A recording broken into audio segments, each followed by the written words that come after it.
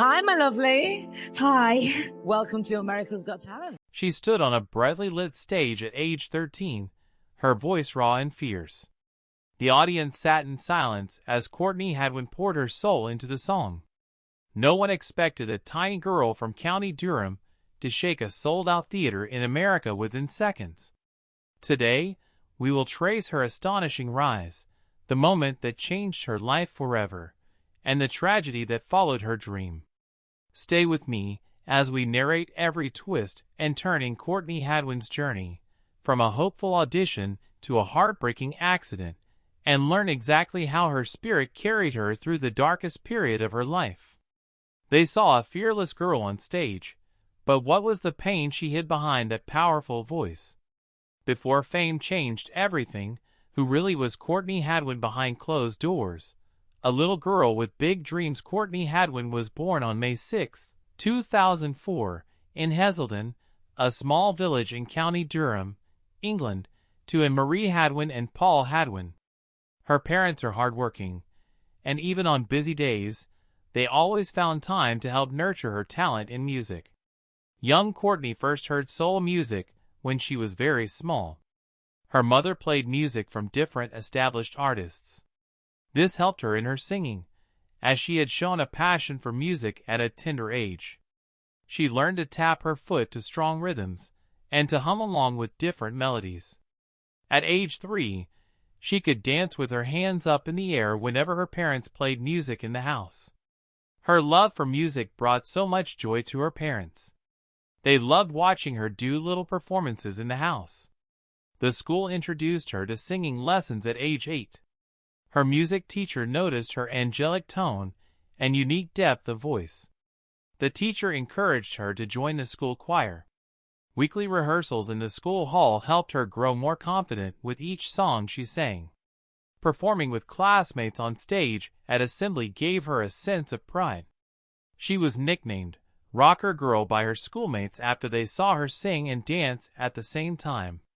She has a lot of confidence, and she was never shy about performing before a crowd. She enjoyed singing. Courtney Hadwin was deeply committed to her art. She never missed her music lessons. She learned to pay attention to breathing so her voice could reach the highest note. Early before school, she would practice vocal scales in her bedroom mirror and even write lyrics at that young age. At the age of 10, she formed a group of neighborhood children to sing and play within the hood. They called themselves Durham Soul. Their parents supported them in so many ways. They even contributed to purchasing guitars and drums for them. Small crowds could gather to watch them and sing along. Her community began to notice her talent. A reporter from a local newspaper wrote a short feature about a young singer with an angelic voice. The headline read, "A young girl brings soul to County Durham." That article made her parents proud, and it gave Courtney a reason to believe her voice mattered. She also went for training at Shotton Hall Theatre School. Anne-Marie drove her to practice each weekend. The music teacher she found there worked with her on phrasing and control. Courtney learned how to shape her voice to match the emotion of each song. Expressing feelings through sound became her goal. Her first real stage was at a small festival in Durham City. Thousands of people came to watch. Standing under those lights made her feel nervous at first. Quickly, she found focus and gained confidence. When she finished singing the final song, everyone applauded her. Even those who did not know her name cheered because they felt moved by her great voice. Her friends and even classmates often asked her to sing at birthday parties and events within their neighborhood. Standing before a small group of familiar faces helped her learn to share her feelings through music. Each time she picked a song, she selected those with lyrics that she felt inside. That choice made every song beautiful and enjoyable for listeners. By age 12, her dreams had grown bigger than her hometown. She saved the pocket money given by her parents. She wanted to chip in and help them pay for her plane tickets. The idea of sharing her gift on a larger stage became her hope. Late at night, she wrote the goals she would love to achieve. This child was born talented and this made her special. I can feel it. Can you? Support from family and friends made every step feel easier. Her mother always told her to work hard, stay humble, and remember her goal in life. Those words stayed with her as she prepared to travel far from home.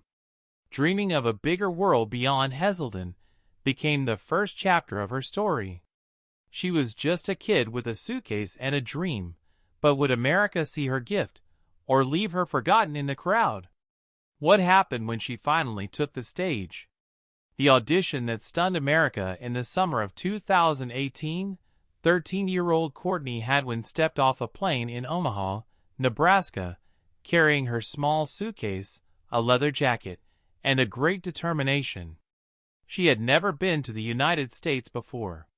Family friends had warned her about jet lag and advised her to rest well after landing.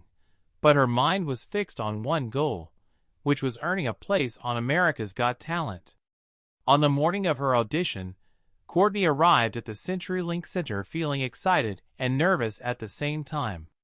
Inside the holding area, hopeful singers and dancers practiced in small groups. Backstage staff called names at random, leaving contestants to wait in silence for their turn. Courtney Hadwin held her fedora in one hand and gripped her audition form in the other. She took a deep breath and followed the producers through a narrow hallway onto the stage. The judges' table sat under bright lights. Simon Cowell, Heidi Klum, Howie Mandel, and Mel B watched each act without applause until the final bit. When Courtney walked to the center of the stage, silence fell over the audience. She wore a little black leather jacket, a white shirt, and dark jeans. Her hair fell in loose waves around her shoulders. Silence spread through the hall as the band began the opening chords of "Piece of My Heart." At first, her voice came out soft. She closed her eyes and felt the beat in her chest. In a moment, her true power burst forth. Her tone cracked with longing and strength. She stomped her foot in time with the music, moving like a singer twice her age. Every note held grit and feeling. Simon leaned forward, eyebrows raised. Heidi sat upright, with her eyes wide open. Howie covered his mouth with his hand, unable to hide his surprise. Melby tapped her fingers on the table, waiting for more. When the final chord rang out, the theater exploded in cheers. Judges stood and applauded her amazing performance. A special moment came when Simon hit his buzzer, sending a red light glimmering onto the stage. Courtney's eyes opened. She saw Simon smiling and reached for her fedora. She glanced at the judges and then at her mother, who was weeping tears of joy backstage. A producer handed her a microphone for a short interview. With a shaky voice, she said, "I love to sing. It makes me feel free." The simplicity of her answer touched viewers. Her performance clip spread across social media that same night. By morning, it had gained over 10 million views on YouTube. News outlets from.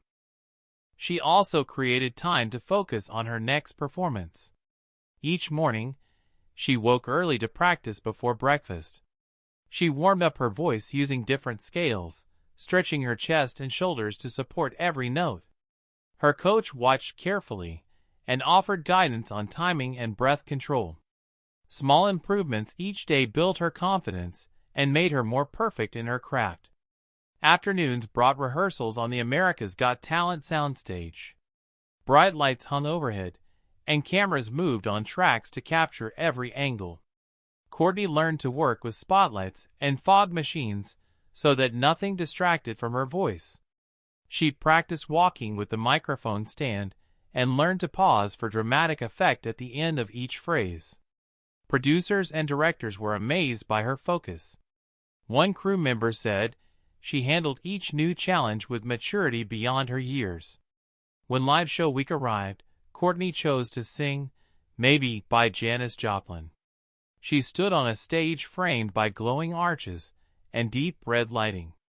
Before she began, the audience sat in silence. Then she opened her mouth and let loose a strong, powerful sound filled with emotion. The crowd rose to its feet midway through the song, cheering so loudly that it filled the arena. Judges smiled and nodded in approval. After finishing, while still standing on the stage, confetti cannons burst, covering her in shimmering streamers. Cheers echoed for minutes. Her name could be seen on charts, music blogs, and fan sites. Within 24 hours, her performances ranked among the most viewed clips in the talent show's history. Talk shows called her team. They set up her first appearance on The Ellen DeGeneres Show. When she walked onto that stage, Ellen gave her a warm hug. They laughed as Ellen tried to sing a line with her gravelly tone. Courtney shared that she missed her dog back home, and that hearing applause made her heart feel full.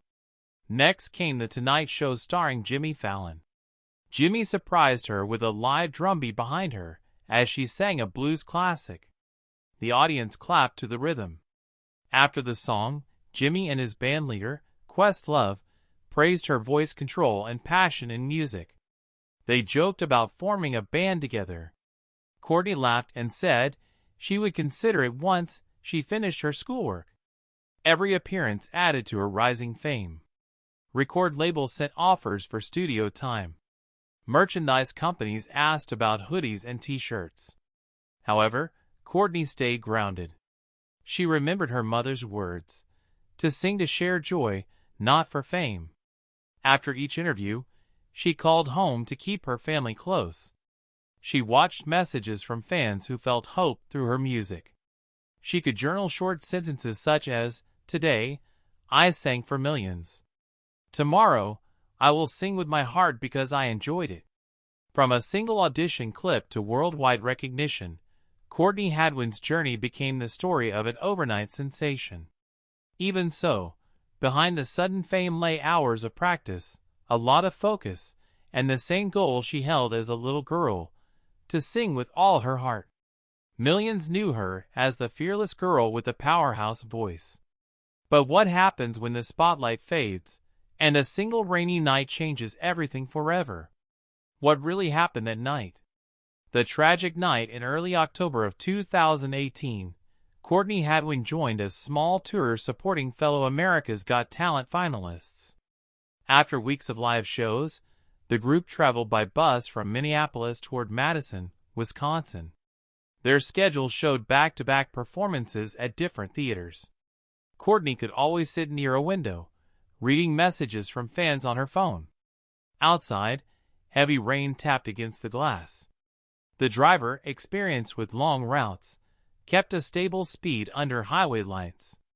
Other passengers rested on seats with blankets draped over their knees. Luggage lay in overhead racks, and instruments stood secured in padded cases. As they neared a curve on Interstate 94, none could predict that within seconds, their journey would take a sudden turn. At around midnight, the bus approached a stretch of road known for slick surfaces. Rain had poured for hours, and patches of water pooled along the shoulder. As the bus rounded the curve, a gust of wind pushed the vehicle toward the guardrail. The driver braked hard but could not regain full control. The bus skidded sideways for nearly 20 feet. Courtney, shifting in her seat, felt a jolt that threw her forward. Overhead cabinets sprang open, and cases slid from their stowed positions. The sound of metal scraping and glass tapping against metal echoed inside the bus. Then, with a final lurch, the bus came to rest against the guardrail. Silence followed the impact, broken only by muffled cries and the hiss of rain outside. Courtney rubbed her forehead where it had struck the luggage rack. She unfastened her seat belt and stood slowly, checking herself for injuries. Her right knee throbbed sharply, and a trickle of blood ran down her temple. Fellow musicians got up from their seats ahead, shaken but conscious. The keyboardist held his wrist, wincing in pain. The manager of the tour pressed his shoulder, which bore a bruise from a loose case. Outside, headlights from passing cars highlighted the bus leaning against the barrier. A few motorists stopped to help, shining flashlights inside and calling emergency services. Within minutes, first responders arrived.